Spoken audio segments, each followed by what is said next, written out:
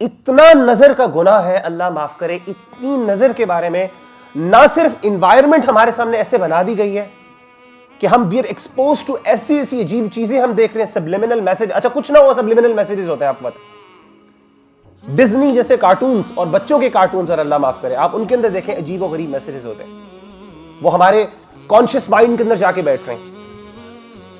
پھر ہم جو موویز دیکھتے ہیں یوٹیوب کے اوپر دیکھتے ہیں, اور میں آپ کو بتاؤں اکثر بچے جو ہیں پورن کی طرف جاتے یوٹیوب سے ہیں. By the way YouTube is one of the things that leads a person towards these things. میں آپ کو پہلے بتا دوں,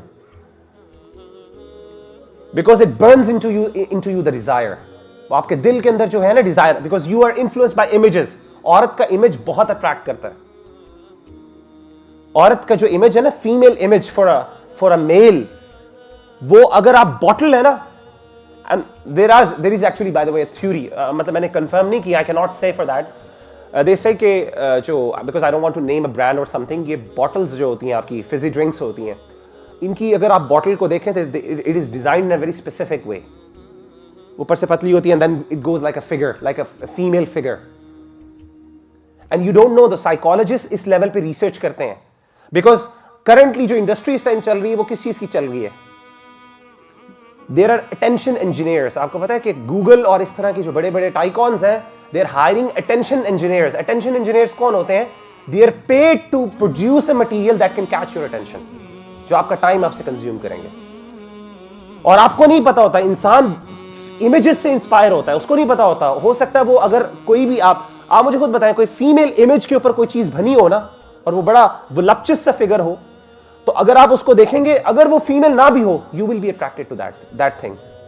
And the people they actually use this, یہ کیپٹلسٹ جو ہوتے ہیں, سرمایہ دار, یہ سارے کام کرتے ہیں, اللہ معاف کرے, اور ہمیں پتہ ہی نہیں ہوتا.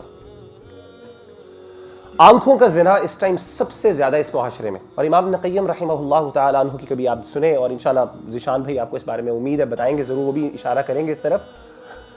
سب سے بڑا, سب سے ویکسٹ پوائنٹ انسان کا جو ہے نا, اور سب سے پہلا سٹیپ زنا کا وہ آنکھ ہے. امام ابن قیم کہتے ہیں نبی صلی اللہ علیہ وسلم نے اس حدیث میں اور قرآن مجید میں اللہ تعالیٰ نے سورۃ النور میں سب سے پہلے آنکھ کو لوور کرنے کا, گیز کو لوور کرنے کا حکم دیا. اور اس بارے میں میرا ایک یوٹیوب پہ, میرے فیس بک پہ ایک کلپ بھی آپ ذرا دیکھیے گا, ویژول ابیوز کے نام سے انشاءاللہ, اینڈ آپ میں سے کچھ لوگوں نے دیکھا بھی ہوگا. So do watch that and you would realise کہ کتنی بڑی چیز ہے. دوسری چیز وہ کہتے ہیں, دوسرا جو بڑا میجر سن ہے وہ ہے گلوٹنی. گلوٹنی کسے کہتے ہیں؟ اوور ایٹنگ کو, اوبیسٹی وغیرہ کو. یہ جو کھانا, اوور کنزمپشن آف فوڈ ہے. آپ کو پتہ ہے کب سے یہ چیز آتی ہے؟ Big burgers. یہ بگ برگرز کا جو کانسیپٹ ہے, اگر آپ اس کو دیکھیں, how do they present that, وہ جو کیچپ کر رہی ہے, وہ چیز, and I don't know exactly how do وہ دکھاتے ہیں, اور اتنا بڑا برگر, دا بگ میک بڑا مشہور ہے. اور اس طرح کی اور بھی آپ برگرز دیکھیں, ڈبل لیئر, ٹرپل لیئرز, اور اللہ معاف کرے ہمارا منہ اتنا نہیں کھلتا جتنا بڑا برگر ہوتا ہے, right? What is they representing? اور ہمارے معاشرے کے one of the major reason ہماری, اور میں آپ کو ایک بات بتاؤں, اگر آپ سائنٹیفکلی بھی یہ چیز پروون ہے, آپ کی ڈائٹ, آپ کی سیکشوالٹی اور آپ کی ڈیزائرز کے اوپر بہت زیادہ اثر کرتی ہے. آپ کی جو ڈائٹ ہے نا, جو آپ کھاتے پیتے ہیں, it affects your actually sexual desires as well. اور ہمارے اسلاف یہ کہا کرتے تھے, وہ کہتے تھے دو چیزیں اپنی صحیح کر لو, یہ سیکشوالٹی تمہاری کنٹرول میں آ جائے گی. یہ جو تمہاری سیکشل جو ہے نا ارجز جو ہے, خاص طور پہ سیکشوالٹی تو نہیں کہنا چاہیے, سیکشل ارجز کہنا چاہیے, وہ آپ کے کنٹرول میں آ جائیں گے. ایک آپ کا کھانا اور ایک آپ کا سونا. اور ان چیزوں کو اگر آپ کنٹرول میں کرنا شروع کر دیں گے, you would be able to, and that's why میں اپنے زیادہ تر جو ہمارے میں یوتھ ہیں, بردرز ہیں, ان کو میں بہت زیادہ جو ہے نا انکریج کرتا ہوں جم کا. دیکھیں جب آپ جم میں جاتے ہیں نا, تو جم کے اندر ایکسرسائز کرنے کے لیے جو واقعی جم کرتے ہیں نا بردرز, جنہوں نے کیا اور ماشاءاللہ آپ میں سے کچھ کرتے ہوں گے, جم آپ تب تک صحیح طرح نہیں کر سکتے جب تک آپ کو دو چیزیں سیٹ کرنی پڑتی ہیں. کون کون سی؟ پہلے ڈائٹ اور دوسری نیند, ایسے ہی ہے. اور تیسری چیز آپ کو چاہیے ہوتی ہے ڈسپلن, ایکسرسائز. جم ان تین چیزوں کے بغیر نہیں ہو سکتا. کچھ لوگ سمجھتے ہیں صرف ڈمبلز اٹھانا جم ہے, یہ بے وقوفی والی بات ہے. ڈائٹ اور سونا آپ کا, کیونکہ مسل بلڈنگ آپ کی کیسے ہوتی ہے؟ سونے سے. اور ڈائٹ, obviously پروٹین آپ کو ملے گی, ٹھیک ہے نا, آپ کے کاربوہائیڈریٹس مینیج کریں گے, آپ وہ ڈائٹ مینیج کریں گے تو کیا ہوگا الٹیمیٹلی, آپ کی فوڈ, آپ کی باڈی کی ایک شیپ بنے گی, مسلز بنیں گے, ایسے ہی یہ ساری چیزیں, یہ چیزیں آپ کنٹرول کرتے ہیں تو آپ کی نیچرلی آپ کی سیکشول ارجز کے اوپر کنٹرول آتا ہے. لیکن گلوٹنی جو ہے, یہ سارے گناہ نا آپس میں ایک دوسرے کو مضبوط کرتے ہیں. تو گلوٹنی جو ہے خاص طور پہ اوور ایٹنگ اور consumption, this is one of the biggest problem. اور ہمارا اللہ معاف کرے آج کل جو کچھ کھانا, دس از اے ویری ڈفرنٹ ٹاپک, انشاءاللہ کبھی موقع ملا تو ویل ٹاک اباؤٹ دیٹ. تیسری چیز ہے پرائڈ اینڈ ایروگنس. نبی صلی اللہ علیہ وآلہ وسلم کی میں آپ کو ایک حدیث سناتا ہوں, and look and think about and do ponder upon this حدیث.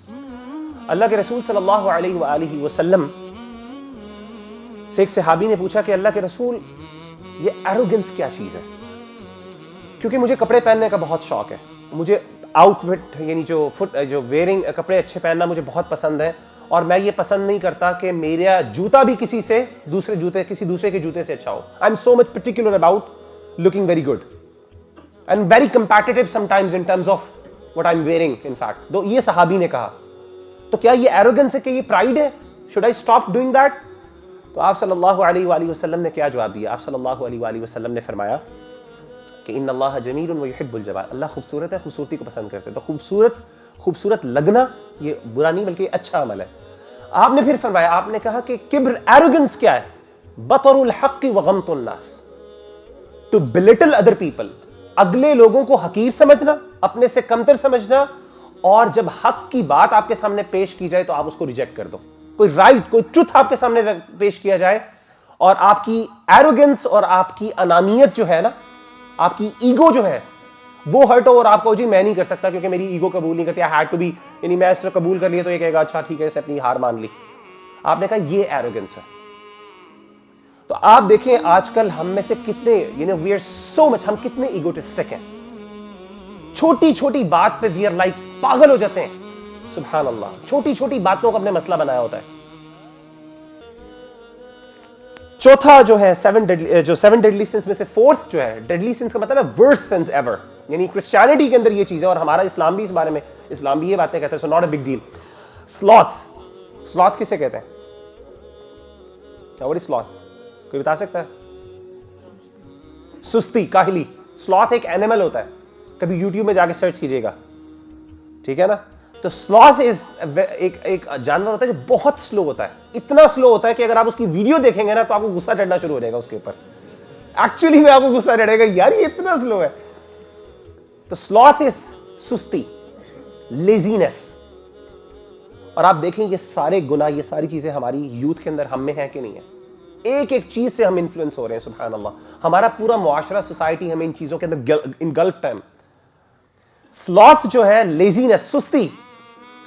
امام ابن قیم رحمہ اللہ کی کتاب ہے, آپ حیران ہوں گے. امام ابن قیم رحمہ اللہ کہتے ہیں جو لیزی آدمی ہے نا, اور خاص طور پہ انکیپیبل, بیکاز انکیپیبل وہ بندہ ہوتا ہے جو مطلب بڑی بڑی اپرچونیٹیز کو چھوڑ دیتا ہے جسٹ بیکاز آف ہز لیزینس.